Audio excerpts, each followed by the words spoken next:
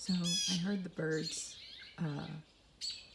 create quite a ruckus, and, and I heard a bunch of fluttering as they flew off, and then I looked out, and yeah, I think it's kind of obvious what he's stalking right now. This is definitely new behavior.